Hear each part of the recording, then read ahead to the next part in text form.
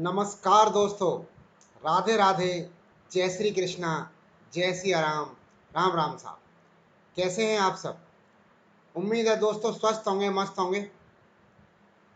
दोस्तों, आप देख रहे हैं एग्जाम पार अब की बार यूट्यूब चैनल और मैं हूं विनोद फौजदार, आपका स्वागत करता हूं इस चैनल पर। दोस्तों, हम राजस्थान कोऑपरेटिव एक्ट 2001 और राजस्थान कोऑपरेटिव रूल 2003 के बारे में हम पढ़ रहे थे। आज हम राजस्थान कोऑपरेटिव एक्ट 2003 के बचे हुए क्वेश्चंस भी करेंगे, लेकिन उससे पहले मैंने आपसे कहा था कि आर्थिक समीक्षा 2020-21 जो कि राजस्थान सरकार आर्थिक समीक्षा पेश करती है बजट के दौरान। जब हर बरस बजट पेश किया जाता है, वार्षिक बजट पेश किया जाता है, तो वार्षिक बजट के पेश करने से पहले आर्थिक समीक्षा आती है।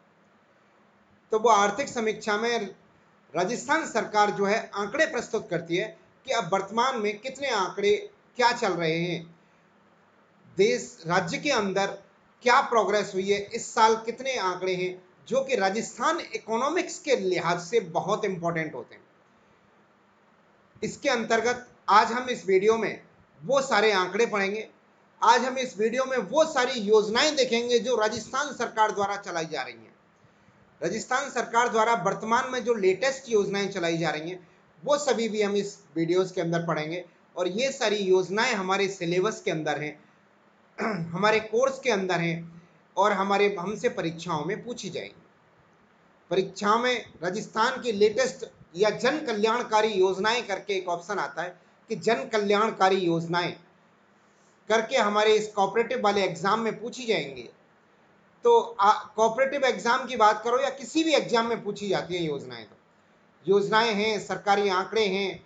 ये आंकड़े थोड़ा सा पढ़ने में अजीब जरूर लगते हैं, क्योंकि पता नहीं आंकड़े आंकड़े आते हैं, ये आंकड़े हैं, ये आंकड़े, इस तरह के आंकड़े आंकड़े आते हैं। ये जो आंकड़े समझाने के बजाय रटना जब पड़ता है इन आंकड़ों को। और इकोनॉमिक्स के अंदर ये आंकड़े बहुत इंपॉर्टेंट है। कुछ ज्योग्राफिकल आंकड़े भी होते हैं। ज्योग्राफिकल आंकड़े कैसे? जैसे ज्योग्राफिकल आंकड़ों में पूछा जाए कि साहब राजस्थान में इस समय पशुधन का क्या प्रतिशत है, 2011 की जनगणना के अनुसार कि साहब किस फील्ड में, उद्योग में या सेवा क्षेत्र में कितनी वृद्धि हुई है, सेवा क्षेत्र में इस समय कितने लोग लगे हुए हैं, सेवा क्षेत्र से राजस्थान सरकार को कितनी इनकम हो रही है, ये सारी चीजें इसके अंतर्गत आती हैं। तो आइए शुरू करते हैं आज। दोस्तों, इससे पहले अगर एक निवेदन है, अगर आपने हमारा चैनल अभी तक सब्सक्राइब नहीं किया है तो आप प्लीज वीडियोस के नीचे दिए हुए लाल बटन पर क्लिक करके हमारे चैनल को सब्सक्राइब कर लें और घंटे वाले आइकॉन को भी दबा दें, जिससे कि हमारी जो वीडियोस आएंगी वो वीडियोस आप तक पहुंच जाएंगे, उनका नोटिफिकेशन आपको मिल जाएगा। और अगर आपको वीडियोस अच्छी लगे तो आप लाइक भी करें, हमारे वीडियोस को लाइक करें और चैनल्स को सब्सक्राइब करें, आपसे पुनः अनुरोध है। आइए शुरू करते हैं आर्थिक समीक्षा 2020-21 राजस्थान की। तो इस संदर्भ में हम पहला क्वेश्चन लेते हैं, इसका आर्थिक समीक्षा का प्रथम प्रश्न। आर्थिक समीक्षा 2020-21 के अनुसार स्थिर कीमतों पर सकल राज्य घरेलू उत्पाद वृद्धि दर क्या है? तो दोस्तों, ये वृद्धि दर रही है इस साल माइनस में रही है, -6.61 रही है, यानी कि वृद्धि दर की जगह लॉस हुआ है इस साल। तो -6.61 वर्ष 2020-21 की वजह से वृद्धि दर रही है। वृद्धि दर माइनस में रही है क्योंकि कोरोना की वजह से ज़्यादातर बिजनेस बंद रहे हैं। बंद रहने की वजह से सरकार को लॉस हुआ है, पब्लिक को तो लॉस हुआ ही हुआ है। आर्थिक समीक्षा 2020-21 के अनुसार स्थिर कीमतों पर कृषि का सकल राज्य मूल्य वर्धन में क्षेत्रवार योगदान निम्नलिखित में से क्या है? तो क्षेत्रवार योगदान जो है 29.45% है। कृषि का योगदान, स्पेशल कृषि का योगदान पूछे तो राज्य के अंदर कुल मिला के कृषि का योगदान, कुल योगदान को अगर 100 मान लिया जाए आर्थिक समीक्षा 2020-21 के अनुसार अगर कुल योगदान को राज्य के अंदर जो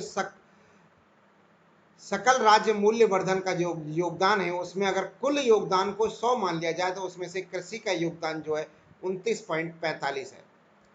आर्थिक समीक्षा 2020-21 के अनुसार स्थिर कीमतों पर सेवा क्षेत्र का सकल मूल्य राज्य वर्धन कितना है? तो सेवा क्षेत्र के अंदर 42.40% 42.40 इतना मूल्य वर्धन हुआ है सेवा क्षेत्र से। यानी कि कुल सकल राज्य मूल्य वर्धन को 100 माना जाए तो इसमें सेवा क्षेत्र का जो योगदान है वो 42.40% है, जबकि कृषि क्षेत्र का 29.45% है। आर्थिक समीक्षा 2020-21 के अनुसार प्रचलित कीमतों पर सकल राज्य मूल्य वर्धन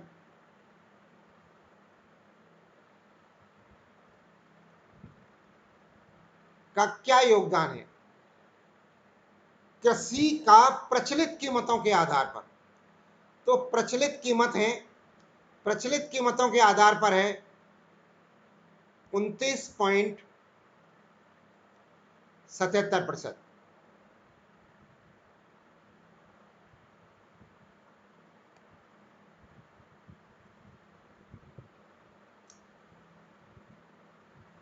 व्याख्या देखिए इस क्वेश्चन की। आर्थिक समीक्षा 2020-21 के अनुसार प्रचलित कीमतों की सकल राज्य मूल्यवर्धन क्षेत्रवार योगदान जो है कृषि का योगदान 29.77% है, जबकि उद्योगों का योगदान 24.80% है और सेवा क्षेत्र का योगदान जो है 45.43% है। दोस्तों, दो तरह के वो होते हैं राज्य मूल्य वर्धन जो निकाले जाते हैं, वो दो तरह के निकाले जाते हैं। एक तो प्रचलित कीमत का मतलब बाजार भाव है, बाजार रेट के अकॉर्डिंग कीमत निकाली जाती है, और एक स्थिर कीमत होती है जो कि एक फिक्स वर्ष होता है, उस वर्ष के आंकड़ों के आधार पर जो है कीमतें निकाली जाती हैं। कि साहब 2011-12 के अनुसार मान लो 2011-12 के मूल्य को एक फिक्स रेट में फिक्स कर दिया जाता है कि 2011-12 में जो मूल्य था, किसी भी वस्तु का जो मूल्य था उसके मूल्य से आज का मूल्य में कितनी वृद्धि हुई है, उसे तो कहते हैं स्थिर कीमत। और जो प्रचलित कीमत होती है वो प्रचलित कीमत विगत वर्ष की तुलना में अंतर निकाला जाता है। आइए चलते हैं अगले प्रश्न पर, क्वेश्चन नंबर 5। आर्थिक समीक्षा 2020-21 के अनुसार स्थिर कीमत यानी कि 2011-12 की कीमतों पर प्रति व्यक्ति आय क्या थी? तो 2011-12 की कीमतों के अकॉर्डिंग यानी कि 2011-12 की कीमतों से तुलना करने पर प्रति व्यक्ति आय जो है 72,297 रुपये प्रति व्यक्ति है। यानी कि राजस्थान में रहने वाले हर व्यक्ति स्थिर कीमतों के अकॉर्डिंग 72,297 रुपये कमाता है, हर व्यक्ति। जबकि आर्थिक समीक्षा 2020-21 के अनुसार ही स्थिर कीमत जो 2011-12 में थी, स्थिर कीमतों के अकॉर्डिंग प्रति व्यक्ति आय 72,297 रुपये है। लेकिन प्रचलित कीमतों पर, यही चीज प्रचलित कीमतों पर देखी जाए तो प्रचलित कीमतों के आधार पर राजस्थान में रहने वाले प्रति व्यक्ति की आय 1,09,386 रुपये है।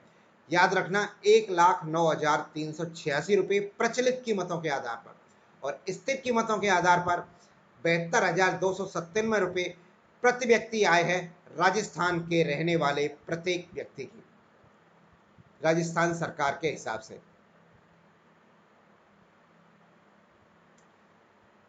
अगला क्वेश्चन, आर्थिक समीक्षा 2020-21 के अनुसार प्रचलित कीमतों पर प्रति व्यक्ति आय क्या है? तो ये हम पढ़ ही चुके हैं। प्रचलित प्रति व्यक्ति आय 1,09,386 रुपये।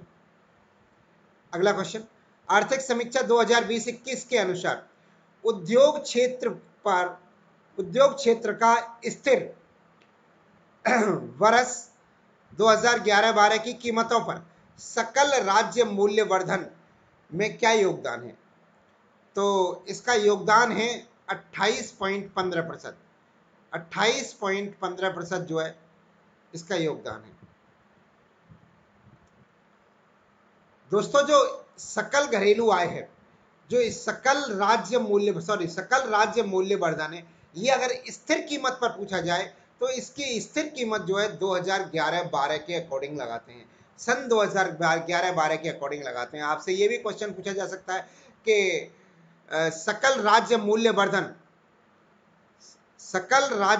वर्धन का स्थिर बरस कौन सा है, स्थिर कीमतों का बरस कौन सा है? तो 2011-12 स्थिर कीमतों का बरस है।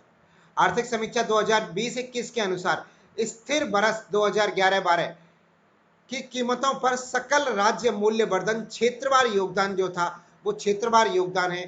कृषि क्षेत्र में 29.45%, उद्योग क्षेत्र में 28.15% और सेवा क्षेत्र में 42.40%।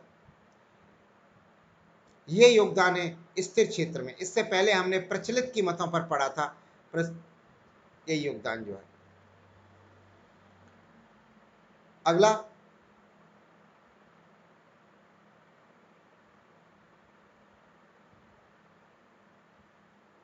क्वेश्चन की तरफ चलते हैं।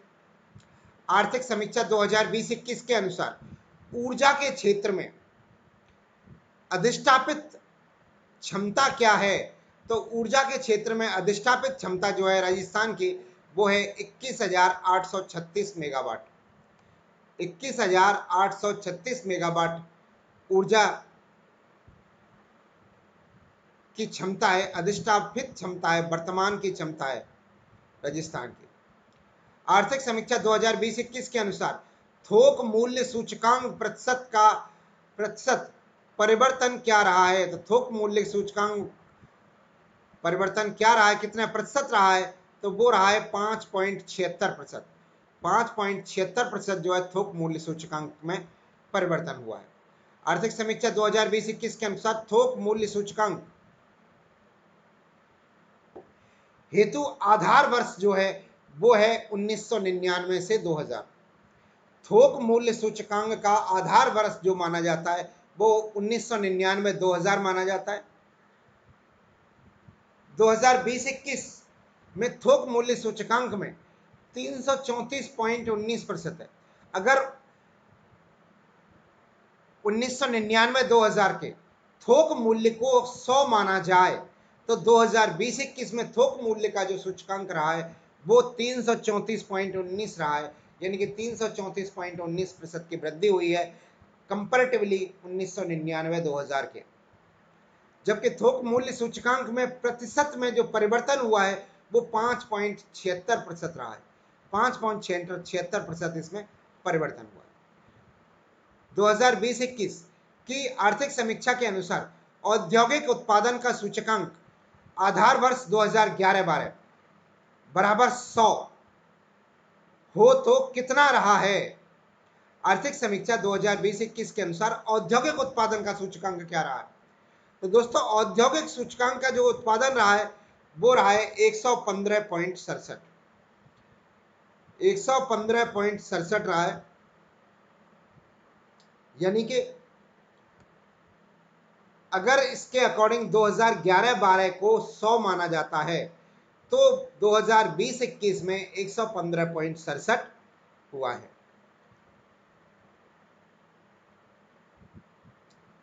अगला क्वेश्चन, असत्य कथन देखना है। आप असत्य कथन का चयन कीजिए। 2011-12 की जनगणना के अनुसार कुल जनसंख्या 6.85 करोड़ थी।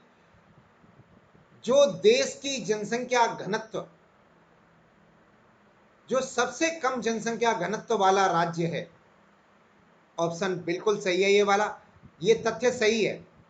उत्तर सही नहीं है, तथ्य सही है, असत्य कथन नहीं है, ये सत्य कथन है कि 2011 की जनगणना के अनुसार राजस्थान की कुल जनसंख्या जो है 6.85 करोड़ थी और राजस्थान की जनसंख्या राजस्थान की इस जनसंख्या में देश में सबसे कम घनत्व वाला राज्य राजस्थान था। दूसरा कोई ऑप्शन है कि 2011 की जनगणना के अनुसार राजस्थान का शहरी आबादी का आंकड़ा 1.70 करोड़ था, जो कि कुल आबादी का 15% है। नहीं जी, ये गलत है, क्योंकि 2011 की जनगणना के अनुसार शहरी क्षेत्र की जो आबादी थी वो 1.70 करोड़ थी, बिल्कुल सही बात है, लेकिन कुल आबादी जो थी वो 24.90% थी, 24.9% थी। शहरी आबादी राजस्थान की कुल आबादी की 24.9% थी, जबकि ग्रामीण आबादी जो थी वो 75.1% थी। तीसरा ऑप्शन, अतः ऑप्शन 2 इसका सही उत्तर हो जाएगा।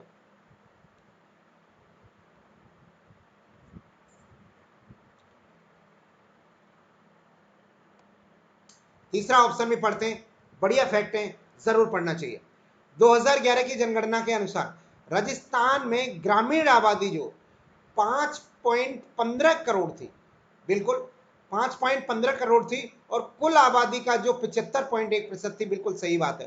दोस्तों ये आंकड़े याद रखें, हमें क्या है, ये आंकड़े तो याद रहते हैं कि साहब शहरी जनसंख्या 75.1%, सॉरी ग्रामीण जनसंख्या 75.1% थी और शहरी जनसंख्या 24.9% थी 2011 के जनगणना अकॉर्डिंग। ये आंकड़े तो हमें याद रहते हैं, लेकिन हमें याद नहीं रख पाते या याद नहीं रहते हमें कि ग्रामीण जनसंख्या 2011 में 5.15 करोड़ थी और शहरी जनसंख्या 1.70 करोड़ थी। इसको भी आप स्मरण रखें। अगला क्वेश्चन, 2011-12 की जनगणना के अनुसार लिंगानुपात के संदर्भ में सत्य कथन क्या है? तो लिंगानुपात के संदर्भ में सत्य कथन देखते हैं।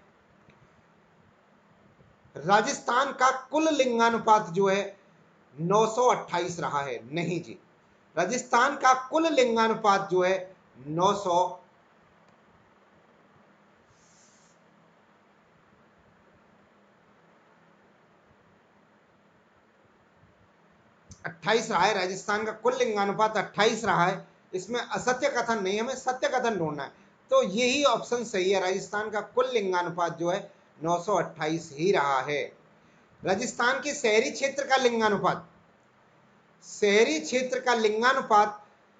888 रहा है, नहीं 914 रहा था। 2011 की जनगणना के अनुसार राजस्थान के शहरी क्षेत्र का लिंगानुपात 914 था और ग्रामीण क्षेत्र में जो लिंगानुपात था वो 933 था। राजस्थान के ग्रामीण क्षेत्र का लिंगानुपात जो है 933 था, 923 नहीं था, 933 था। तो ये पहला उत्तर सही हो जाएगा, इसमें फर्स्ट आंकड़ा जो है सही दिया हुआ है। व्याख्या पढ़ते हैं। 2011 की जनगणना के अनुसार राजस्थान का कुल लिंगानुपात 928 था। कुल लिंगानुपात राजस्थान का 928 ही था, जिसमें शहरी लिंगानुपात 914 था, जबकि ग्रामीण क्षेत्रों का लिंगानुपात 923 था, जो शहरी क्षेत्रों की तुलना में कुछ अधिक है। हाँ, शहरी क्षेत्रों की तुलना में ग्रामीण क्षेत्रों का जो लिंगानुपात है वो अधिक है, जबकि ग्रामीण क्षेत्रों का लिंगानुपात कम है। अगले क्वेश्चन की तरफ चलते हैं। क्वेश्चन नंबर 13,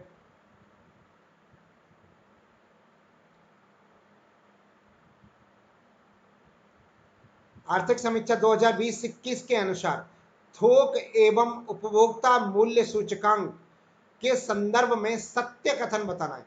सत्य कथन कौन सा है वो बताना है। राजस्थान के सामान्य थोक मूल्य सूचकांक आधार वर्ष माना गया 2020-21, सॉरी 1999-2000। दोबारा देखें, आर्थिक समीक्षा 2020-21 के अनुसार उपभोक्ता सूचकांक के संदर्भ में सत्य कथन क्या है?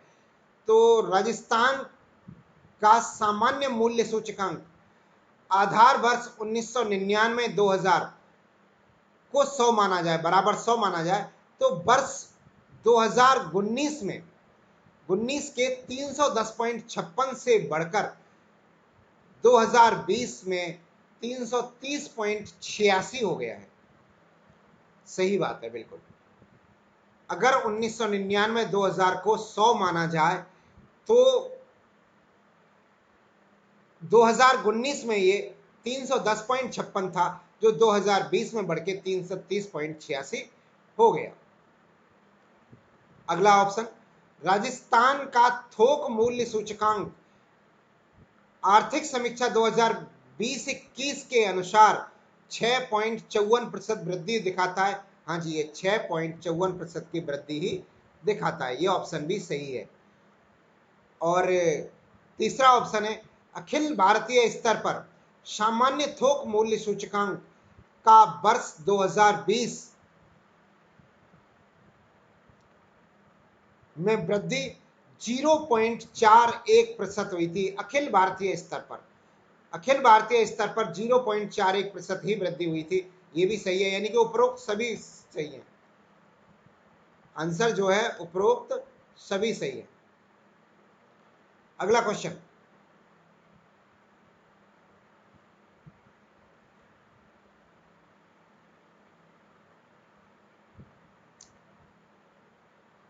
बैंकिंग एवं वित्त के संदर्भ में असत्य कथन बताइए। बैंकिंग एवं वित्त के संदर्भ में असत्य कथन बताइए। तो राजस्थान में बैंकिंग एवं वित्त प्रणाली का व्यापक नेटवर्क है। हाँ जी, बिल्कुल है व्यापक नेटवर्क। बैंक जो है राजस्थान में, बैंक और वित्तीय प्रणाली का व्यापक नेटवर्क है। हाँ, खूब बैंक खुली हुई है राजस्थान में।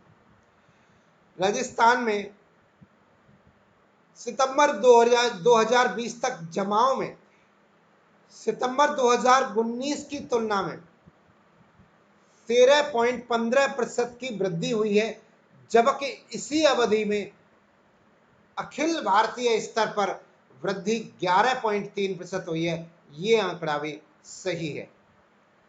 सितंबर 2020 तक राजस्थान में समस्त सूची बद्ध वाणिज्यिक बैंकों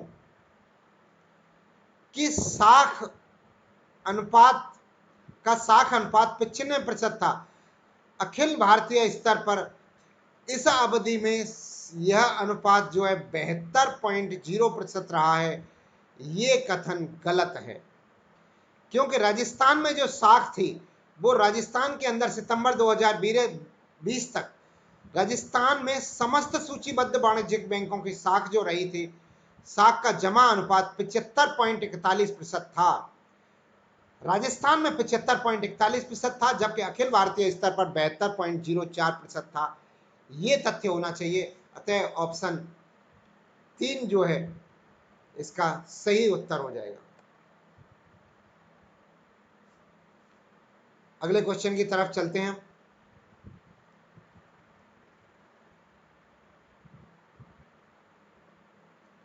आर्थिक समीक्षा 2020-21 के अनुसार राजस्थान की कृषि से संबद्ध सेवाओं के संदर्भ में सत्य कथन क्या है। तो कृषि से संबंधित सेवाओं के संदर्भ में क्या सत्य कथन है, वो देखते हैं।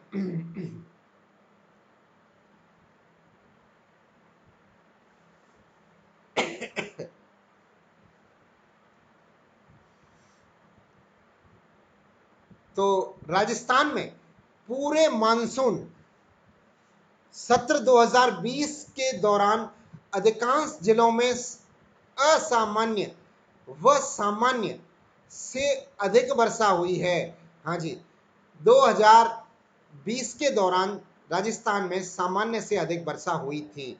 ऑप्शन ये सही है। आगे दूसरा ऑप्शन है, अलवर, बारां, भरतपुर, बूंदी, दौसा, धौलपुर, गंगानगर, कोटा एवं टोंक जिलों में सर्वाधिक वर्षा दर्ज की गई है। नहीं साहब, इन जिलों में सर्वाधिक वर्षा नहीं होती है। सर्वाधिक वर्षा तो झालावाड़, डूंगरपुर, बांसवाड़ा उन जिलों में होती है, दक्षिणी राजस्थान के जिलों में होती है। सर्वाधिक दक्षिणी या दक्षिणी पूर्वी राजस्थान के जिलों में होती है, न कि पूर्वी राजस्थान के जिलों में। अतः ऑप्शन ये जो है सही नहीं होगा, सत्य कथन नहीं होगा, ये असत्य कथन है। अगला, राज्य में 1 जून से 30 सितंबर 2020 के दौरान समयावधि में वास्तविक वर्षा 550.79 मिलीमीटर की तुलना में 0.04% कम हुई थी। ये भी तथ्य सही है। 2020 के अंदर जो है 0.04% वर्षा कम हुई थी इन ऑल ओवरऑल जो वर्षा होनी चाहिए वो 52 सेंटीमीटर होनी चाहिए। 52 सेंटीमीटर जो है राजस्थान का औसत वर्षा का मानक है 52.079, यानी कि 520.79 मिलीमीटर वर्षा होनी चाहिए, उससे 0.04% कम हुई थी। अगला ऑप्शन, कृषि एवं संबद्ध क्षेत्रों में सकल राज्य मूल्य वर्धन में स्थिर मूल्य वर्धन के साथ साथ प्रचलित मूल्य वर्धन भी निम्नतर वृद्धि हुई थी। हाँ जी, इसमें भी निम्नतर वृद्धि हुई थी, ज्यादा वृद्धि नहीं हुई थी। न तो प्रचलित स्थिर मूल्य में वृद्धि हुई थी और ना ही प्रचलित मूल्यों में वृद्धि हुई थी। तो ऑप्शन ये भी सही है, यानी कि सही उत्तर है 1, 3, 4। व्याख्या पढ़ लेते हैं। आर्थिक समीक्षा 2020-21 के अनुसार राजस्थान के अधिकांश जिलों में असामान्य व सामान्य से अधिक बरसात हुई थी, जबकि अलवर, बांरा, भरतपुर, बूंदी, दौसा, धौलपुर, गंगानगर, कोटा, टोंक जिलों में सामान्य से कम वर्षा दर्ज की गई थी। इन जिलों में सामान्य से जो वर्षा कम दर्ज की गई थी। नेक्स्ट क्वेश्चन की तरफ चलते हैं। राजीव गांधी कृषक साथी सहायक योजना के अंतर्गत कृषि विपणन हेतु कृषकों, खेतीहर मजदूरों, हम्मालों आदि को वित्तीय सहायता प्रदान की जाती है। यानी कि राजीव गांधी कृषक योजना का उद्देश्य क्या है? तो राजीव गांधी कृषक योजना का जो उद्देश्य है वो है कृषि विपणन हेतु कृषि का व्यापार करने हेतु कृषकों के लिए, खेतीहर मजदूरों के लिए या हमालों के लिए, कृषि से संबंधित उद्योग करने के लिए जो है वित्तीय सहायता प्रदान की जाती है। उस वित्तीय सहायता जो है जिस योजना के अंतर्गत प्रदान की जाती है वो योजना है राजीव गांधी कृषक साथी सहायता योजना के अंतर्गत की जाती है। व्याख्या पढ़िए। राजीव गांधी कृषक साथी सहायता योजना के अंतर्गत वर्ष 2020-21 के दौरान दिसंबर 2020 तक 1345 किसानों को वित्तीय सहायता के रूप में 19.94 करोड़ रुपए वितरित किए गए थे। यानी कि 1345 किसानों को इसमें मदद दी गई थी इस योजना के अंतर्गत। अगला क्वेश्चन,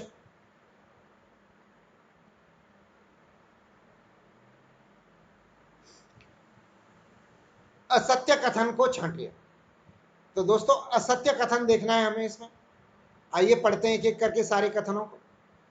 प्रधानमंत्री कृषि सिंचाई योजना, सूक्ष्म सिंचाई योजना राजस्थान में चलाई जा रही है, राजस्थान में चलाई जा रही है, जो लघु सिंचाई, ड्रिप एवं फव्वारा सिंचाई पद्धति पर आधारित प्रभावी प्रबंधन की व्यवस्था है। जी हाँ, ये बिल्कुल सही है। राजस्थान कृषि सिंचाई योजना है जो कि हमारे राज्य में यानी कि राजस्थान में भी चलाई जा रही है।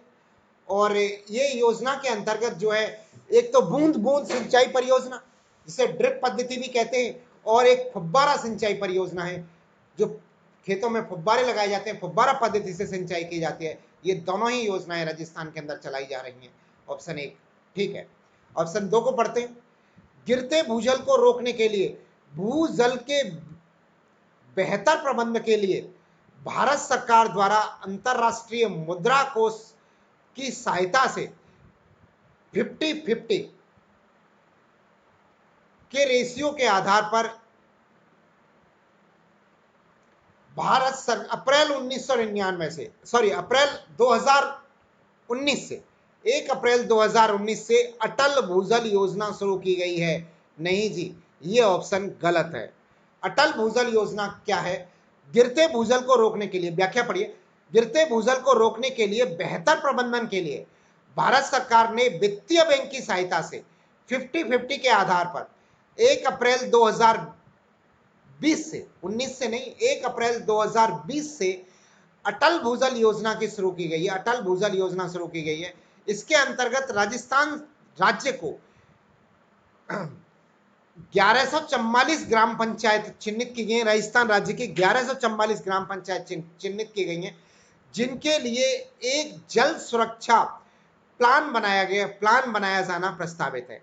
इन 1144 पंचायतों में भूजल योजना को या भूजल के बढ़ावा देने के लिए एक योजना बनाई गई है, और उसमें भारत सरकार और राजस्थान सरकार का जो योगदान रहेगा वो 50-50 का रहेगा।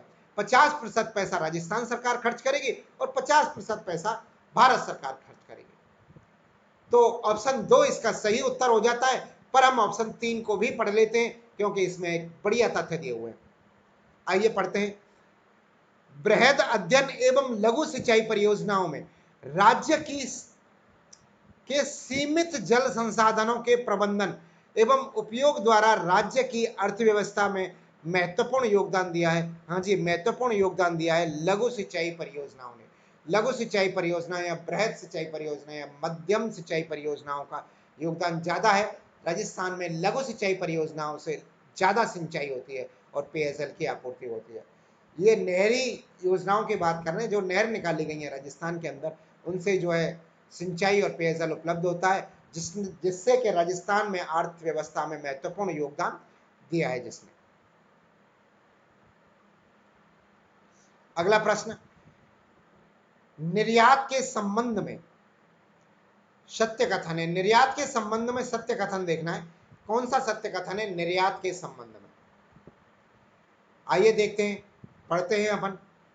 पहला कथन, तो दोस्तों निर्यात आर्थिक विकास को प्रोत्साहित करने वाला क्षेत्र है।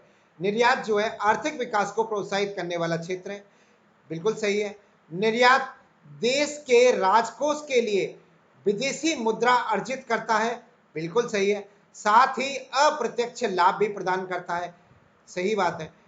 वित्तीय वर्ष 2019-20 की कुल निर्यात रुपए 19,946.10 करोड़ का हुआ था। तो वित्तीय वर्ष 2019 में इतना ही हुआ था, अतः उपरोक्त कथन सभी सही हैं। ये सभी कथन सही हैं निर्यात के संबंध में।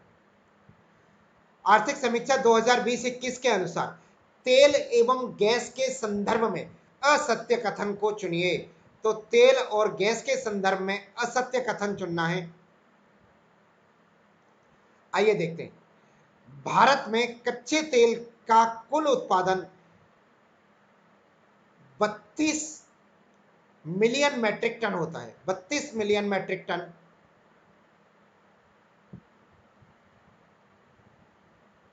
में राजस्थान का योगदान लगभग 22-23% है, जो कि बॉम्बे हाई के लगभग 40% योगदान देता है। उसके बाद में दूसरा सबसे बड़ा तेल उत्पादक क्षेत्र है राजस्थान का। बिल्कुल सही कथन है, 100% सही कथन है। ये वाला कथन बिल्कुल सही है। राजस्थान में जो है कुल जो तेल उत्पादन होता है, राजस्थान में जो तेल उत्पादन के कुएं हैं, पेट्रोलियम उत्पादन जो होता है, पेट्रोलियम उत्पादन में राजस्थान का दूसरा स्थान है। और ये दूसरा स्थान है महाराष्ट्र के बॉम्बे हाई के बाद में सर्वाधिक तेल उत्पादन राजस्थान से होता है, जो कि भारत के कुल तेल उत्पादन का, कुल पेट्रोलियम उत्पादन का लगभग 22-23% है। राजस्थान में पेट्रोलियम उत्पादन का क्षेत्र, पेट्रोलियम उत्पादक क्षेत्र पेट्रोलीफेरस बेसिन के अंतर्गत लगभग 1,50,000 वर्ग किमी क्षेत्र में फैला हुआ है। सही है। राजस्थान में जो पेट्रोलियम बेसिन है, जो पेट्रोल जहां जहां से मिलता है, पेट्रोल के कुएं जहां हैं, पेट्रोल के भंडार जहां हैं, वो लगभग 1,50,000 वर्ग किलोमीटर क्षेत्र में फैला हुआ है। ये भी तथ्य सही है। वित्तीय वर्ष 2020-21 के दौरान 1210.46 करोड़ रुपए का राजस्व अर्जित किया गया था राजस्थान सरकार के दौरान पेट्रोलियम से। वित्तीय वर्ष 2020-21 के अनुसार 1210.46 करोड़ रुपए जो है इस पेट्रोलियम से राजस्थान में जो है उत्पादित, जो आय अर्जित की थी राजस्थान के अंदर, राजस्व अर्जित किया था। राजस्थान सरकार द्वारा दिनांक 13 जुलाई 2020 को पेट्रोलियम अन्वेषण लाइसेंस PEL जारी किए गए थे। ये भी सही है, ये भी जारी किए गए थे। तो इनमें से कोई भी ऑप्शन गलत नहीं है, सारे ऑप्शन सही हैं। इसमें जो ऑप्शन दिए हुए हैं वो सारे सही हैं। अतः हमारा जो आंसर हो जाएगा वो हो जाएगा ऑप्शन 4। इनमें से कोई भी कथन असत्य नहीं है। अगले प्रश्न की तरफ चलते हैं। 20वां प्रश्न, निम्नलिखित में से सत्य कथन नहीं है। निम्नलिखित में से सत्य कथन नहीं है। तो 20वें प्रश्न में ये देखना है हमें। आइए देखते हैं सत्य कथन कौन सा नहीं है इनमें से।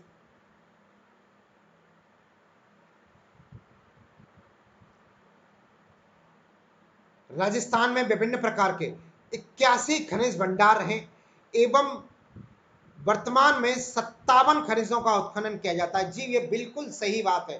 दोस्तों ये ज्योग्राफी से संबंधित क्वेश्चन है, आर्थिक समीक्षा में जरूर आए। इससे पहले हमने जो क्वेश्चन पढ़ा था पेट्रोलियम वाला, वो भी ज्योग्राफी के बहुत महत्वपूर्ण आंकड़े हैं और ये भी ज्योग्राफी के महत्वपूर्ण आंकड़े हैं। क्योंकि राजस्थान में जो कुल मिला के जो खनिजों के भंडार पाए जाते हैं वो 81 प्रकार के खनिज भंडार पाए जाते हैं, जिनमें से 57 का वर्तमान में उत्खनन हो रहा है। बिल्कुल सही तथ्य है, आप जरूर जरूर पढ़ें, इनको ध्यान देकर पढ़ें इन तथ्यों को। राजस्थान में सीमा जस्ता, सेलेनाइट,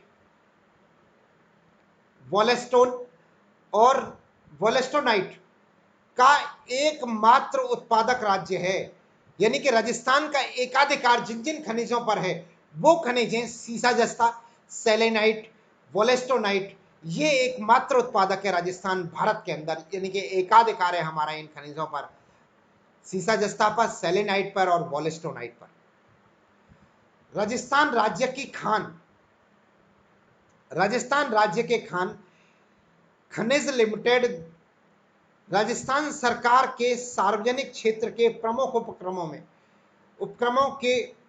में से एक है, जो मुख्य रूप से राज्य में औद्योगिक खनिज खनन या विपणन के कार्य से जुड़ा है। जी बिल्कुल सही बात है ये बात भी। यानी कि राजस्थान राज्य खान एवं खनिज लिमिटेड राजस्थान सरकार के सार्वजनिक क्षेत्र का प्रमुख उपक्रम है। जो राजस्थान राज्य है इसके सार्वजनिक क्षेत्र का जो उपक्रम है उसका नाम है राजस्थान राज्य खान एवं खनिज लिमिटेड। ये सार्वजनिक क्षेत्र का उपक्रम है, राजस्थान सरकार का उपक्रम है। ये एक मुख्य रूप से राजस्थान में औद्योगिक खनिजों का खनन का कार्य करता है और विपणन यानी कि बांटने का, वितरण करने का कार्य करता है। राजस्थान भारत में सीमेंट ग्रेड तथा स्टील ग्रेड लाइमस्टोन के उत्पादन में नाम मात्र का योगदान देता है। नहीं जी, ये कथन गलत है। राजस्थान में सीमेंट ग्रेड का जो चूना पत्थर है और स्टील ग्रेड का चूना पत्थर काफी उत्पादित किया जाता है। तो यहाँ पर सीमेंट की संभावनाएं जो है, सीमेंट में अग्रणी राज्य है, सीमेंट के उत्पादन में राजस्थान अग्रणी राज्य है। सीमेंट में बहुत सारे कारखाने लगे हुए हैं, लेकिन ध्यान रहे जितने भी कारखाने लगे हैं सीमेंट के अंदर वो सारे के सारे कारखाने निजी क्षेत्र में लगे, एक भी सरकारी क्षेत्र में नहीं है और सहकारी क्षेत्र में भी एक भी कारखाना नहीं है सीमेंट का। राजस्थान में भारत का व्याख्या पढ़ लेते हैं, ऑप्शन चौथा सही है इसमें उत्तर। तो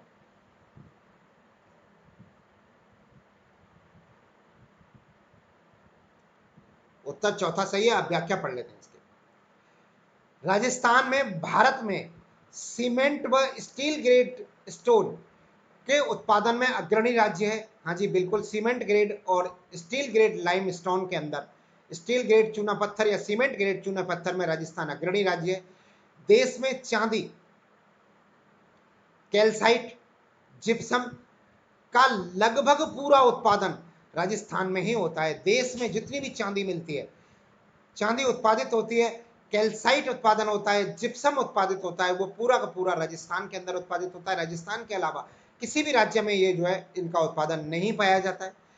वर्तमान में खनन पट्टों का आवंटन ई नीलामी की बोली प्रक्रिया के द्वारा होता है। वर्तमान में जो खनिज पट्टे को आवंटन होता है वो ई नीलामी प्रक्रिया के द्वारा खनिज पट्टों का आवंटन होता है। अगले प्रश्न की तरफ चलते हैं। 21 नंबर का प्रश्न, आर्थिक समीक्षा 2020-21 के अनुसार राजस्थान सरकार द्वारा दिनांक 19 अगस्त 2020 को अधिसूचना जारी कर 1 मई 2019 से न्यूनतम मजदूरी दरों में अभिवृद्धि की गई है, जो इस संदर्भ में असत्य कथन है। तो न्यूनतम मजदूरी में क्या वृद्धि की गई है वो पढ़ लेते हैं। अकुशल न्यूनतम मजदूरी दर जो है 225 रुपए प्रतिदिन है। हाँ जी बिल्कुल है। अर्धकुशल श्रमिक की न्यूनतम मजदूरी दर 237 रुपए है, जबकि कुशल श्रमिक की मजदूरी दर 249 रुपए प्रतिदिन है। हाँ जी बिल्कुल यही है। और उच्च कुशल श्रमिक की जो है न्यूनतम मजदूरी 250 रुपए नहीं है, ये गलत है। उच्च कुशल की जो न्यूनतम मजदूरी है वो 299 रुपए है। और उच्च कुशल के अंदर जो है आईटी फील्ड के वाले व्यक्ति आते हैं, जो कंप्यूटर पे काम करने वाले व्यक्ति उच्च कुशल कहलाते हैं। और जो श्रमिक मजदूरी दी जाती है राजस्थान के अंदर, अगर कोई व्यक्ति सरकार के साथ संविदा पर काम करता है तो उसे इन 3 श्रेणियों में बांटा जाता है, कुशल, अर्धकुशल और अकुशल की श्रेणी में बांटा जाता है। और उन्हें अधिकतम 26 दिन की, 4 संडे काटकर अधिकतम 26 दिन की सैलरी दी जाती है इस हिसाब से।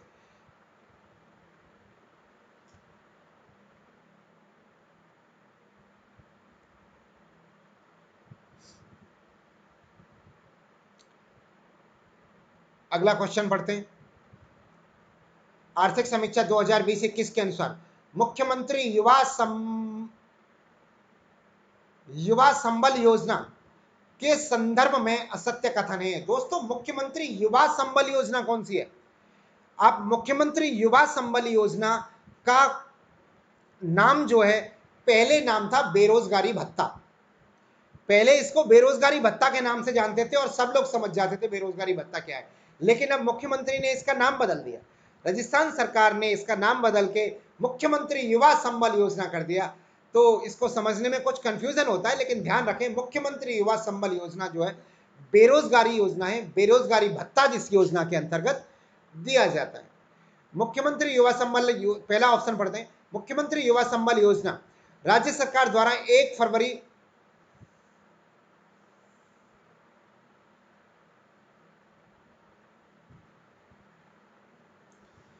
को शुरू की गई थी।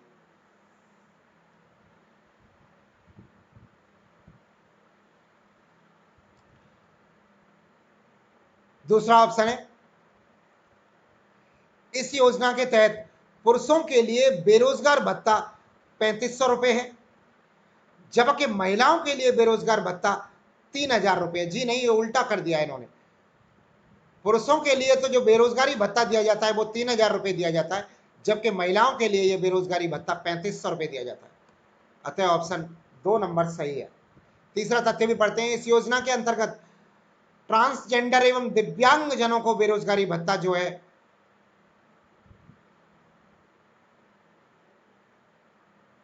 को भी इस भत्ते के लिए पात्र माना गया है। सही बात है। यह बेरोजगारी भत्ता युवाओं को प्रति माह अधिकतम 2 वर्ष के लिए, 2 वर्ष तक या रोजगार पाने तक जो भी पहले हो वितरित किया जाता है। इनके बेरोजगारी भत्ता जो दिया जाता है वो अधिकतम 2 वर्ष के लिए नहीं, 24 महीने के लिए दिया जा सकता है। और इसमें भी एक शर्त और लगा रखी है कि उम्र जो है 30 वर्ष से कम होनी चाहिए। बेरोजगारों की उम्र 30 वर्ष से कम होनी चाहिए और ग्रेजुएट होनी चाहिए। इसकी व्याख्या पढ़ लेते हैं। मुख्यमंत्री युवा संबल योजना के अंतर्गत बेरोजगारी भत्ता 3000 रुपए पुरुषों के लिए तथा महिलाओं के लिए 3500 रुपए, ट्रांसजेंडर और दिव्यांग के पात्र बेरोजगार युवाओं को प्रतिमाह अधिकतम 2 वर्ष या रोजगार पाने तक जो भी पहले हो वितरित किया जा सकता है। इस योजना के अंतर्गत प्रारंभ से, इस योजना के प्रारंभ से यानी कि 1 फरवरी 2020 से लेकर 1 फरवरी 2020 से दिसंबर 2020 तक 2,49,433 अभ्यर्थी लाभान्वित किया गया है और 800.44 करोड़ रुपए की राशि को बेरोजगारी भत्ते के रूप में वितरित किया है। अगला क्वेश्चन 23 नंबर का।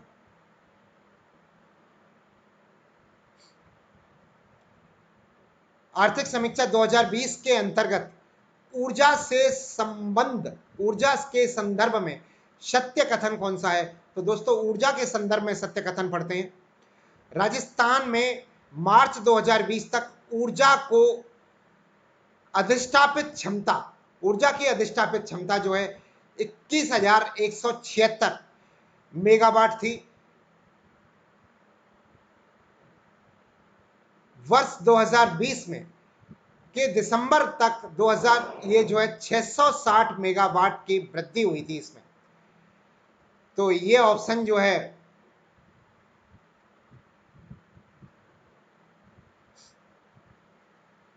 सही है, बिल्कुल सही है ये ऑप्शन जो है। राजस्थान में 2020 तक ऊर्जा की अधिष्ठापित क्षमता जो थी मार्च 2020 तक वो 21,176 मेगावाट थी। वर्ष 2020-21 में के दिसंबर 20 तक ये मेगावाट जो क्षमता में जो वृद्धि हुई है, इसकी क्षमता में और भी वृद्धि हुई है। तो पहला ऑप्शन ही हमारा सही उत्तर है इसका, सत्य कथन हमारा पहला ऑप्शन ही है। आइए व्याख्या पढ़ लेते हैं इसकी। व्याख्याएं बहुत महत्वपूर्ण है, व्याख्याओं पर जरूर ध्यान दें, व्याख्याएं जरूर पढ़ें। तो दोस्तों इसकी व्याख्या है कि राज्य का शुष्क एवं मरुस्थलीय क्षेत्र अब तेजी से सौर ऊर्जा का सबसे बड़ा क्षेत्र के रूप में उभर रहा है। राज्य में जो शुष्क क्षेत्र था, शुष्क और मरुस्थलीय क्षेत्र था, शुष्क क्षेत्र था, जो पश्चिमी मरुस्थल है उसको दो भागों में बांटते हैं हम, एक तो शुष्क क्षेत्र, एक अर्ध शुष्क क्षेत्र। तो शुष्क क्षेत्र के अंदर यानी कि जैसलमेर, बीकानेर, बाड़मेर और पश्चिमी जोधपुर के अंदर जो है सौर ऊर्जा का सर्वाधिक उत्पादन हो रहा है इस समय राजस्थान के अंदर। राजस्थान सौर ऊर्जा में काफी आगे बढ़ रहा है और लेकिन देश में सबसे आगे जो है सौर ऊर्जा के मामले में गुजरात है। राजस्थान सरकार द्वारा राजस्थान पवन और हाइब्रिड ऊर्जा नीति 2019 दिनांक 18 दिसंबर 2019 को जारी की गई थी। बिल्कुल सही है। ये हाइब्रिड नीति क्या है? एक तो सौर ऊर्जा के द्वारा बिजली का उत्पादन किया जा रहा है, एक पवन ऊर्जा के द्वारा बिजली का उत्पादन किया जा रहा है। हाइब्रिड ऊर्जा ऐसी है जहां पर ऐसे संयंत्र लगाए जा रहे हैं जहां सौर ऊर्जा के भी प्लांट लगे हैं और उसी जगह पर पवन ऊर्जा के लट्ठे भी लगे हुए हैं। सेम जगह पर, एक ही जगह पर पवन ऊर्जा भी लगी हुई है, पवन ऊर्जा से भी बिजली उत्पादित हो रही है और सौर ऊर्जा से भी बिजली उत्पादित होती है। उसे हाइब्रिड ऊर्जा प्लांट कहते हैं, हाइब्रिड ऊर्जा कहते हैं। इस संदर्भ में 2019 में राजस्थान सरकार द्वारा नीति बनाई गई थी। अगला तथ्य देखते हैं। राजस्थान में ऊर्जा उत्पादन स्रोतों के अंतर्गत परंपरागत स्रोत जैसे कोयला, लिग्नाइट, प्राकृतिक गैस, तेल, पनबिजली, परमाणु ऊर्जा के साथ साथ बृहद गैर परंपरागत स्रोत जैसे पवन ऊर्जा, सौर ऊर्जा, बायोगैस व अपशिष्ट पदार्थों से विद्युत ऊर्जा बनाना जो है शामिल है। विद्युत ऊर्जा के उत्पादन के अंतर्गत राजस्थान में परंपरागत स्रोत भी हैं और गैर परंपरागत स्रोत भी हैं। यानी कि कह सकते हैं हमारा थार का मरुस्थल जो है ऊर्जा के स्रोतों का संपन्न, ऊर्जा के मामले में संपन्न है। हमारा राजस्थान जो है ऊर्जा के क्षेत्र में काफी संपन्न है। Next question.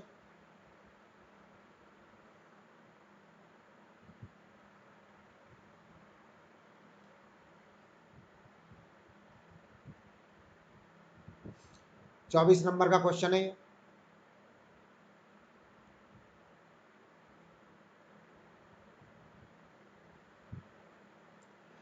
आर्थिक समीक्षा 2020-21 के अनुसार सड़क एवं परिवहन के संदर्भ में सत्य कथन क्या है?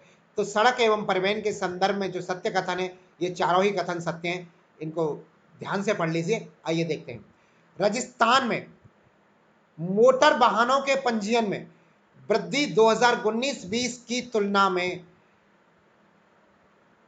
दिसंबर 2020 तक 3.71% की वृद्धि परिवहन के साधनों में हुई है। दोस्तों मोटर वाहनों का पंजीयन जो हुआ है, मोटर वाहनों का जो रजिस्ट्रेशन हुआ है वो 2019-20 की तुलना में 2020 दिसंबर 2020 तक 3.71% की वृद्धि हो गई थी परिवहन विभाग के अनुसार। परिवहन विभाग में जो वाहनों का रजिस्ट्रेशन होता है वो 2019-20 के कंपैरेटिव में दिसंबर 2020 तक 3.71% की वृद्धि हुई थी, जो कि हमारी राजस्थान के निरंतर विकास और प्रगति का स्पष्ट सूचक है। राजस्थान सरकार ऐसा कहती है क्योंकि वाहन लोग ज्यादा खरीद रहे हैं, तो परिवहन के साधनों में वृद्धि हो रही है, तो हम विकास कर रहे हैं, हम प्रगति कर रहे हैं, ऐसा राजस्थान सरकार कहती है। राजस्थान में वर्ष 1949 में सड़क की लंबाई सिर्फ 13,550 किलोमीटर थी, जो कि मार्च 20 तक बढ़कर 2,69,028.16 किलोमीटर हो गई थी। राजस्थान सरकार सड़कों के कंपैरेटिव की तुलना जो कर रही है, वो तुलना कर रही है सन 1949 से। सन 1949 से राजस्थान सरकार तुलना करती है, कहती है कि राजस्थान सरकार के उस समय पर सन 1949 में 13,553 किलोमीटर की लंबी सड़क थी, लेकिन हमने 2020 तक यानी कि पूरे 71 वर्ष में 71 ईयर में 2,69,028.16 किलोमीटर हमने सड़क बना दी। ये कथन भी सत्य है। मार्च 2020 तक राज्य में प्रति 100 वर्ग किलोमीटर पर सड़कों का घनत्व 78.61 वर्ग किलोमीटर 61 किलोमीटर था, जबकि राष्ट्रीय स्तर पर सड़कों का घनत्व 152.4 किलोमीटर है। दोस्तों, मार्च 2020 तक राजस्थान में 100 वर्ग किलोमीटर क्षेत्र में, यानी कि 100 किलोमीटर लंबा 100 किलोमीटर चौड़े वर्ग किलोमीटर क्षेत्रफल में राजस्थान में जो कुल सड़कें हैं वो 78.61 किलोमीटर ही है मात्र, जबकि इसी क्षेत्र को राष्ट्रीय स्तर पर या भारतीय स्तर पर देखा जाए तो सड़कों का घनत्व भारत में 152.04% है, यानी कि राजस्थान लगभग आधे पर है। राजस्थान में सड़कों का घनत्व भारत के तुलना में लगभग आधा है। राजस्थान राज्य में परिवहन निगम द्वारा हरिद्वार के लिए मोक्ष कलश विशेष सेवाएं का संचालन किया गया था। तो दोस्तों, कोरोना पीरियड में जब वाहन बंद हो गए थे, कोरोना के दौरान जब वाहनों को बंद हो गया था, सारे परिवहन निगम के वाहन या फिर सार्वजनिक क्षेत्र के या निजी क्षेत्र के वाहन भी बंद हो गए थे, तो उस समय पर राजस्थान सरकार ने ऐसे लोगों को हरिद्वार जाने की सुविधा उपलब्ध कराई थी, जो कि अपने पितरों के, अपने यहाँ पर अपने जो बुजुर्ग हैं, बुजुर्गों के दाह संस्कार के बाद में उनको उनकी अस्थियों को गंगा में जो विसर्जित करने की जो परंपरा है, उसके लिए राजस्थान सरकार द्वारा एक बस चलाई गई थी, बस योजना चलाई गई थी हरिद्वार जाने के लिए। उस योजना को कहा गया था मोक्ष कलश विशेष। मोक्ष कलश विशेष सेवा चलाई गई थी राजस्थान के परिवहन सेवा के द्वारा। कुछ निगम डिपोओं से एक बस चलाई गई थी, जैसे जयपुर निगम से एक बस चलाई गई थी, लोहागढ़ निगम से एक बस चलाई गई थी, तो दौसा निगम से एक बस चलाई गई थी। इस तरह से जो हरिद्वार जाने के लिए पूर्वी राजस्थान के क्षेत्र से कुछ बसें चलाई गई थी करीब, तो उस योजना को इन्होंने नाम दिया था मोक्ष कलश विशेष योजना, अस्थि विसर्जन के लिए जो चलाई गई थी हरिद्वार के लिए। अगले प्रश्न की तरफ चलते हैं।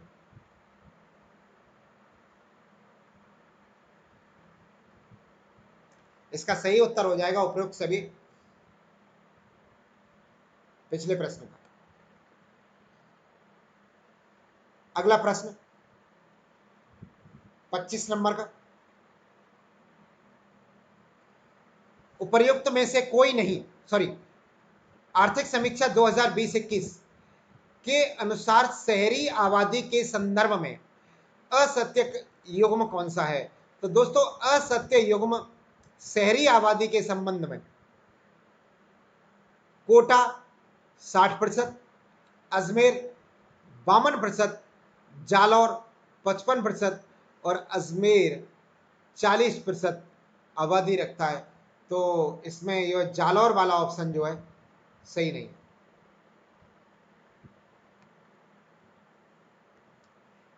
व्याख्या पढ़ते हैं। शहरी आबादी के संदर्भ में राजस्थान में कोटा 60.31%, जयपुर 52.40%, अजमेर 40.08%, जोधपुर 34.30% और बीकानेर 33.86% सबसे अधिक शहरी आबादी वाले जिले हैं, जबकि जालौर 8.30% के साथ में, जालौर में 8.30%, प्रतापगढ़ में 8.27%, बांसवाड़ा 7.10%, बाड़मेर 6.98% और डूंगरपुर में 6.39% शहरी आबादी वाले जिले हैं। यानी कि डूंगरपुर में सबसे कम शहरी क्षेत्र है वो है 6.39%, जबकि कोटा के अंदर सर्वाधिक शहरी क्षेत्र है, शहरी जनसंख्या है वो है 60.31% शहरी जनसंख्या कोटा के अंदर है और डूंगरपुर में 6.39% है।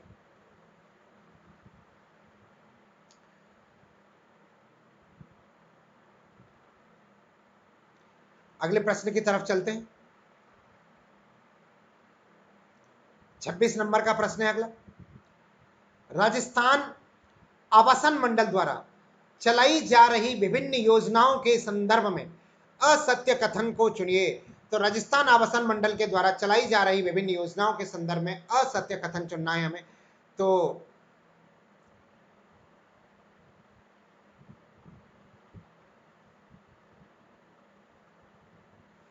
असत्य कथन है इसका, मुख्यमंत्री युवा संबल योजना।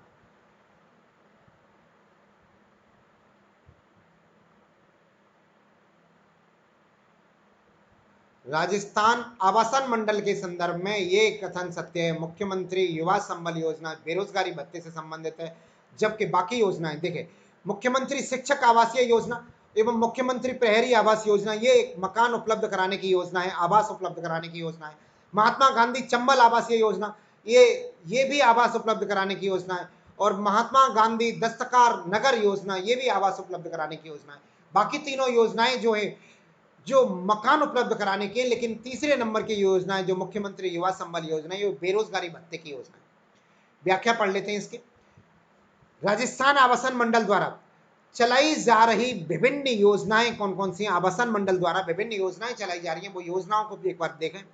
तो ई बिड आवासीय, ई बिड सबमिशन के माध्यम से बुधवार नीलामी उत्सव, तो ई बिड के माध्यम से प्रत्येक बुधवार को जो है नीलामी होती है, नीलामी की सुविधा इन्होंने योजना चला रखी है।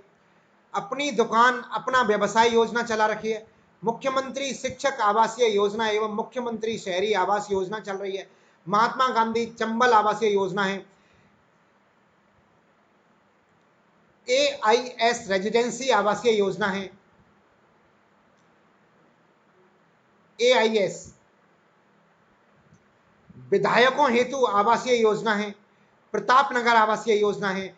जयपुर में कोचिंगों के विकास हेतु एक योजना चलाई गई है, कोचिंगों के लिए अलग से एक स्थान निर्धारित करके वहां पर कोचिंगों के लिए बड़ी बड़ी जगह प्रदान की जा रही हैं। जयपुर में चौपाटी, जयपुर चौपाटी योजना है। मुख्यमंत्री युवा संबल योजना बेरोजगारी भत्ता प्रदान करती है, न कि आवासीय योजना है। और महात्मा गांधी दस्तकार योजना भी चलाई जा रही है। अगला प्रश्न पढ़ते हैं। 27 नंबर का क्वेश्चन है। आर्थिक समीक्षा 2020-21 के अनुसार ग्रामीण विकास के संदर्भ में सत्य कथन क्या है? तो दोस्तों, ग्रामीण विकास के संदर्भ में जो सत्य कथन है वो हम पढ़ते हैं एक बार। राष्ट्रीय ग्रामीण आजीविका मिशन समस्त राजस्थान में क्रियान्वित किया जा रहा है। राष्ट्रीय ग्रामीण आजीविका मिशन समस्त राजस्थान में क्रियान्वित किया जा रहा है। हाँ जी, बिल्कुल किया जा रहा है। महात्मा गांधी राष्ट्रीय ग्रामीण रोजगार गारंटी योजना के द्वारा ग्रामीण क्षेत्रों में रोजगार उपलब्ध कराया जा रहा है। हाँ जी, कराया जा रहा है। ये मनरेगा योजना है। मनरेगा से ग्रामीण क्षेत्रों में 100 दिन का रोजगार दिया जा रहा है, साल में 100 दिन। गरीब कल्याण योजना अभियान केंद्र सरकार ने प्रवासी मजदूरों के लिए रोजगार और स्वच्छता की सुविधा उपलब्ध कराने के लिए शुरू की है। हाँ जी, ये भी योजना तथ्य सही है। और प्रधानमंत्री आवासीय योजना ग्रामीण का शुभारंभ 20 नवंबर 2020 को किया गया है। नहीं जी, ये ऑप्शन गलत है, यानी कि पहले 3 ऑप्शन सही हैं। अतः उत्तर हो जाएगा इसका 1, 2 और 3, यानी कि ऑप्शन नंबर 1 इसका सही हो जाएगा। पर हम एक बार इसके व्याख्या को जरूर पढ़ते हैं, देखते हैं क्या है व्याख्या के अंदर। प्रधानमंत्री आवासीय योजना ग्रामीण का शुभारंभ जो है 20 नवंबर 2016 को किया गया था। 20 नवंबर 2016 को प्रधानमंत्री आवासीय योजना का जो है शुभारंभ किया गया था, न कि 2020 में। इस योजना के लाभार्थी का चयन सामाजिक एवं आर्थिक जाति के आधार पर, सामाजिक एवं आर्थिक जातिगत आधार पर जनगणना 2011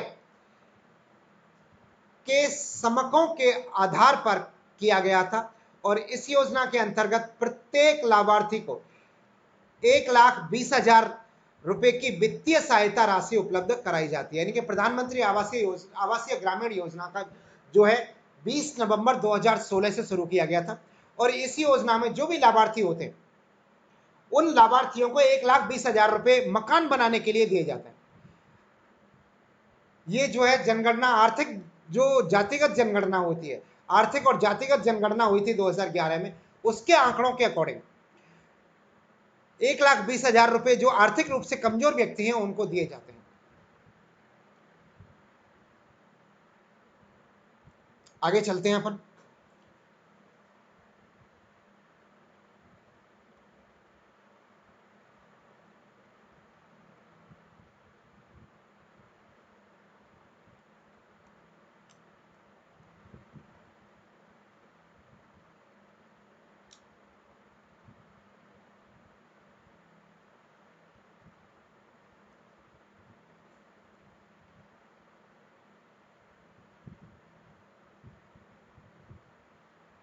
दोस्तों, इसमें अभी 27 प्रश्न ही हुए हैं और इसके अंदर 70 प्रश्न हैं। तो समय मेरे हिसाब से लगभग 1 घंटा के आसपास हो गया है। तो हम इसको वीडियोस को कल करेंगे, बाकी वीडियोस को, आर्थिक समीक्षा को कल पढ़ेंगे। इसको जरूर पढ़ें, बहुत इंपॉर्टेंट है। इन दोनों वीडियोस को, जो आज ये वीडियोस हमने डाला है ये, और कल भी हम इसी टाइम पे बचा हुआ वीडियोस आपको उपलब्ध करा देंगे। तो इनको आप जरूर पढ़ें और कम से कम 2-2 बार पढ़ें। आपकी ज्योग्राफी के लिए भी बहुत फायदेमंद रहेगा ये, इकोनॉमिक्स के लिए भी बहुत फायदेमंद है, स्टैटिक्स के लिए भी बहुत अच्छे आंकड़े हैं इसके अंदर। और जरूर पढ़ें। किसी भी परीक्षा में, इसी में नहीं, किसी भी परीक्षा में जब आप पेपर देने जाएं तो आर्थिक समीक्षा को जरूर पढ़ के जाएं, चाहे आपके सिलेबस में हो या नहीं हो। इसमें बहुत जो तथ्य दिए होते हैं वो तथ्य जो है हमारे राजस्थान ज्योग्राफी, राजस्थान स्टैटिक्स और राजस्थान इकोनॉमिक्स को टच करते हैं। और इसमें जो आंकड़े दिए होते हैं यही आंकड़े सही हैं। आपने जो पुराने आंकड़े पढ़े हैं उनमें संशोधन कर लिया जाए, क्योंकि राजस्थान सरकार ने आंकड़ों में संशोधन कर दिया है। तो दोस्तों, आपने हमारा ये वीडियोस देखा, आपने हमारे चैनल को सब्सक्राइब जरूर कर लें। ये आपसे अनुरोध है, आप हमारे चैनल को सब्सक्राइब जरूर कर लें। जिन्होंने नहीं किया है और जिन्होंने कर लिया है उनके लिए बहुत बहुत धन्यवाद। वीडियोस देखने के लिए भी बहुत बहुत धन्यवाद। जय हिंद, जय भारत।